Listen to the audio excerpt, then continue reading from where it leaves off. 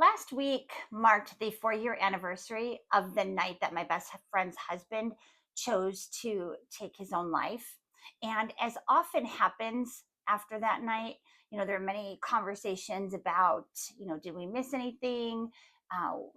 Was this person depressed? Were there signs that we missed?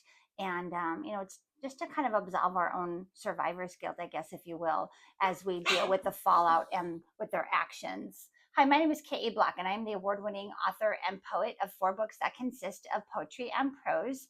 I have a blog at thepracticalpoet.com, and each week on my blog, I feature a different poem from one of my 4 books, or maybe even some new material.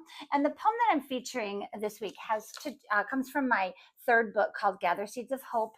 And this is a poem called Darkness. And this is about, kind of how we all get wrapped up in our own lives. And sometimes we forget to check on those people around us. And we may not even realize that somebody has slipped into a little bit of darkness, or they've slipped into a little bit of, of a depression or seclusion, solitude. Maybe, their behaviors have changed, and we're all kind of wrapped up in our own lives, right? And sometimes it gets to be too late, and we are left with those questions, unfortunately. So what I'd like to do here is read an excerpt from the poem Darkness. And if you want to hear the full or read the full version, I hope that you'll head over to my blog at thepracticalpoet.com/blog and look for the poem Darkness. So here it is, a few verses, short little excerpt from the poem Darkness. I wish you had reached out to me. I wish that I had known how life was leaving you, feeling desperate and alone. I wish that I had been there. I wish I still could be. But the darkness that encompassed you stole you away from me. The shadows that surrounded you swallowed you like a cloud.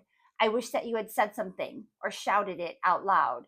For people tend to get caught up in their daily world. It's hard sometimes to notice when another's life has unfurled. If I could step back in time, I'd pound on your front door. I'd make a nuisance of myself so you could not ignore. So that's just a few verses. Again, kind of dealing with that, that little bit of, I'm sorry I got wrapped up in my own life, but if I could go back and do it again, I'd make sure that I pounded your door down to get to you, to let you know that I'm there for you. So if you want to read the full length version along with a little bit of the backstory, I hope that you head over to my blog. Again, that is at thepracticalpoet.com/blog.